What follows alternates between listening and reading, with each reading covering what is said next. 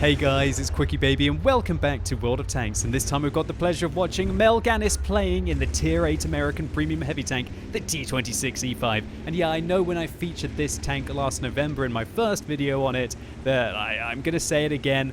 Come on Americans, please put your guns down. I know this is a very patriotic tank, but no holes in the ceiling please, and try not to set off any fireworks while you're watching this glorious vehicle kick some serious booty in this gameplay.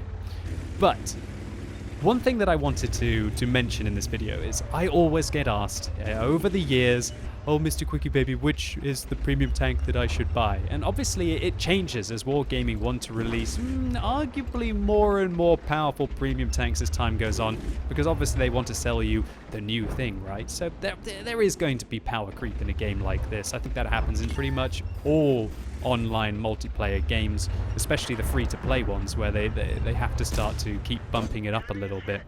Now I think that the Patriot is, in my opinion, the best tier 8 premium tank. At least for a player like me who enjoys a bit of the variety and doesn't really want to specialize in one particular thing. Of course, there are premium tanks that are going to be better at specific aspects of the game than the Patriot. For example, let's look at the recent Defender, right? The Defender, if I'm in a top tier matchup, kind of like this, but also kind of not. When I'm playing against tier 7 and tier 6 tanks and I'm in a Defender, I'm just laughing. Because your alpha damage just feels so meaty against tanks that have such low hit point pools. And also, when you have to sacrifice so many things about your tank to be able to gain that incredible frontal armor on the Defender, then it works out when the enemies have got low amounts of penetration and you are top tier.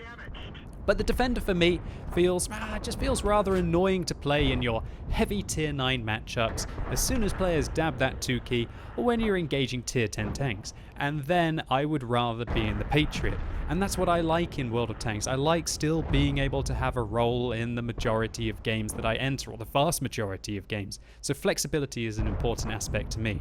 But the weird thing about the Patriot is it's kind of like a T32, but just 10 to 15% better in pretty much most of the aspects of the tank. Now I will go on to this in more detail in just a second, but when you look at a tank like the Defender and you compare it to something like the IS-3, there are some things that are way better on the Defender. You've got an extra degree of gun depression, your frontal armor is awesome compared to the IS-3, but you do have to make sacrifices in some areas of the tank. However, for some reason the Patriot, apart from sacrificing a little bit of the turret armor and about 10 meters view range, you just gain and gain and gain compared to it, and also the T-34, which is, in my opinion, why the Patriot is probably one of, if not the only, completely overpowered tier 8 tanks. Although I guess you could argue that the T-32 is underpowered, but I would never argue that. I think it's a fantastic tank.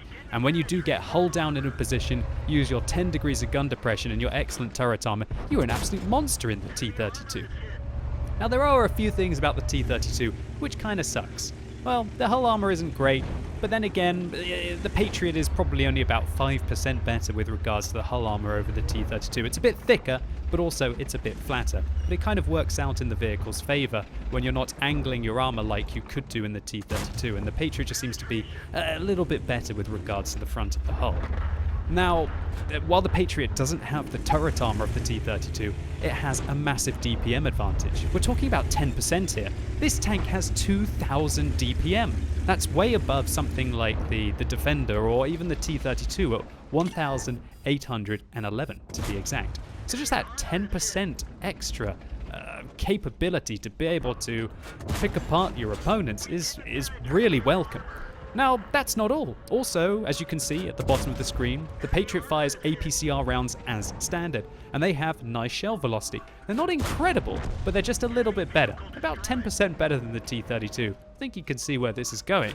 And also, when it comes to the penetration of this tank on its standard rounds, it covers up for one of the worst aspects of the T-32. And that is 198 millimeters of penetration. Whereas if we mouse over the Patriot at the bottom, we can see 230.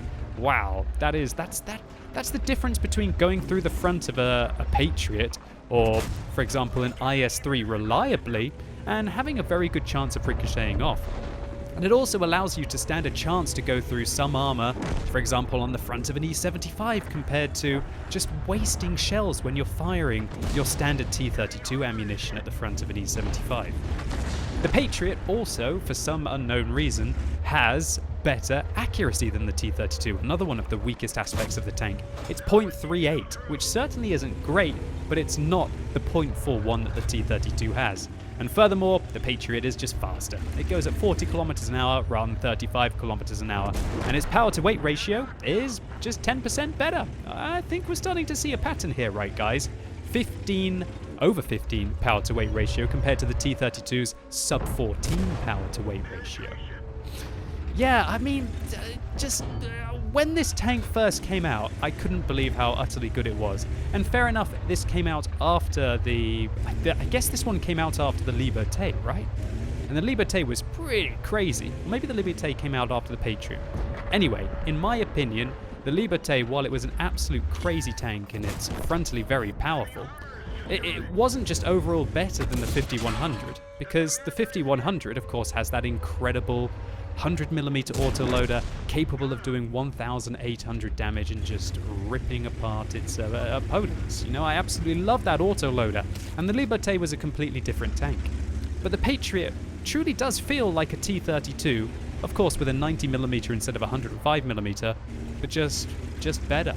And that's something that really annoys me about wargaming, and something that I can't support, and it's probably one of the worst things that wargaming have been doing recently with their premium vehicles, arguably the fancy camo trio that we have seen, i.e. the Liberté, the Patriot, and now also the 252 Defender. That they're either just as good as their counterparts, or at least in my opinion, in the Patriot's case, 10 to 15% better, and that's not an acceptable policy, and it's something that we should definitely keep an eye on in the future and give wargaming our feedback about. Now, don't tell me, I don't want to know. I mean, you go tell wargaming, all right? Fair enough, I love it when I hear your opinions, because I guess I'm a community contributor, and then I can gather them all together and try and see what the overall feeling of the community is, and then try and put some feedback in myself, which sometimes might have a little bit of weight, but sometimes you guys give me far too much respect, or you think that I have far too much influence. I'm just a guy having the best time making videos and making content and playing my favorite games on the internet. But either way, hopefully you understand what I'm trying to talk about here. And if you manage to catch a Patriot in a sale, I think it has to be... I don't think that you're ever really going to go wrong with this tank. And if you do badly in the Patriot, I think it's completely your fault, because this thing, even in a tier 9 or a tier 10 game, at least for me, feels like it has all of the tools available to be able to still have an impressive impact, compared to investing all of your tank in the armor and depending on your -2 matchmaking. But Melghanis so far has had an incredible game. 4,000 damage dealt, and he's picked up a Top Gun while I've been talking. And until this moment, he hadn't fired a single APCR round.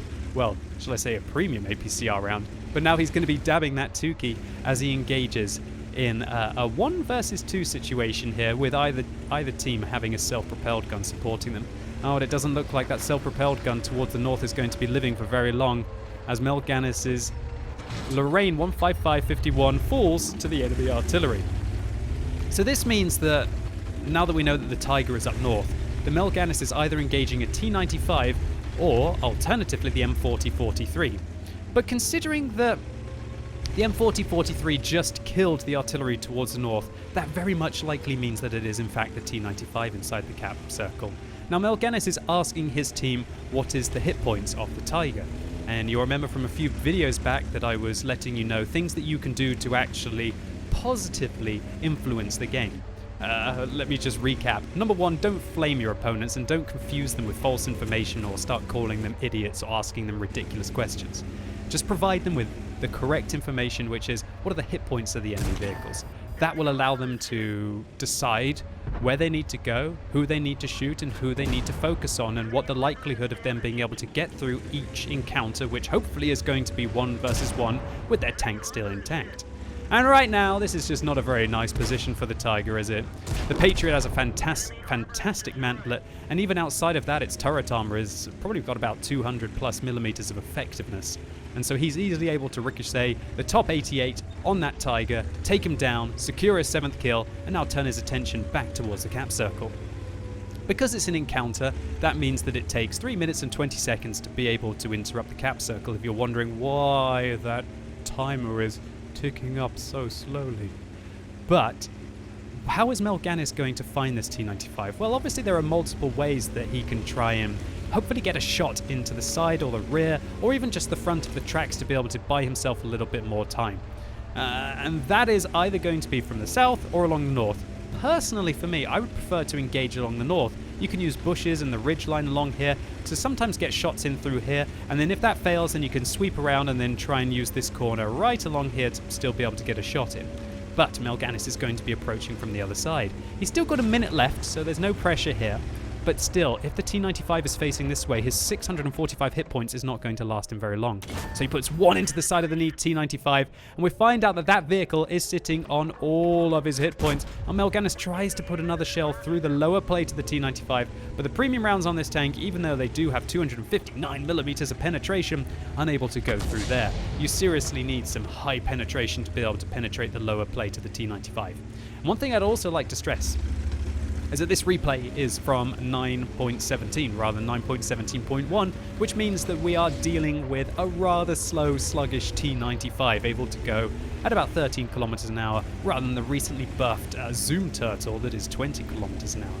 Now the T95 interrupted, unable to chase Melghanis, and he realizes with 3 minutes left on this game, unless he kills the artillery, he is either going to draw or he is going to lose. Seeing where the artillery shell came in from, that suggests that the artillery is going to be towards the south, and Melghanis finds him, puts one in.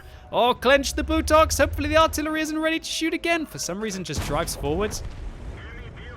I don't know where the artillery was hoping to go there. He really should have just sat there and either fully aimed the shot, even if he was going to be reloading for the next 10 seconds, and he had to just probably pray that Melghanis would get some bad RNG, hit his gun, or maybe do a little bit of a wiggle. But driving forwards into the open there, the Patriot has such a good rate of fire that it's never really going to fluff the second shot. And that's where this 90mm, fair enough, you've got 240 alpha damage compared to the 320 on the T32 or the 400 on the T34, but the increased rate of fire just makes it so much sweeter. So Melghanis comes around the corner, drives over a little car, exploding it wildly as he tries to find out where this Tier 9 American non-turreted tank destroyer is going to be. Where's it going to be facing? Probably the T95 will be facing towards the south because that's where he was engaging his artillery. Perfect play. Round the corner with confidence, right into the tracks. Will he be able to take the tracks off again? Instead, shooting above the tracks, avoiding the spaced armor. Really good play here. But Melghanis, maybe you want to stop the T95 from getting his butt to the wall, and that's indeed what the T95 wants to do. And right now, this is where things get a little silly. He ricochets off the side of the fuel tanks, I believe, of the T95 there. I didn't even know you could ricochet off that bit. And oh gosh, what is happening here? Oh, this is getting a little bit awkward. Oh no. The T95 still has 416 hit points. Can Melghanis still be able to depress the gun enough to be able to shoot him? Yes, just about. Raising him up. Oh gosh. Oh no. Can he still shoot him? He can't shoot him anymore. The T95 has the Patriot locked in, puts him up, and Melghanis crushes the T95 to death from above. Oh, an absolutely ridiculous end to an incredible game of World of Tanks here for Melghanis, picking up his 9th kill and pushing his damage total over 7,000, taking on that T95 from full health in a tank of lower tier. What an incredible end to an awesome round of World of Tanks. So I really love Melghanis's calm and calculated approach to taking down this round of World of Tanks. His ridgeline work at the beginning of the game was impeccable. And then at the end of the game, like a detective, he isolated his opponents one by one, just like you need to do when you're outnumbered. But I have to admit, I think he could have handled the end of that game a little bit more gracefully by taking off the tracks of the T95 a couple of times. But I believe he did it just to have a hilarious ending to this game for our enjoyment, right? So Melghanis nailed an ace tanker, and boy, what an ace tanker this was. 2,125 base experience points in a tier 8 tank, a Radley Walters medal for his 9 kills, the defender for interrupting that T95 with 100 base defense points,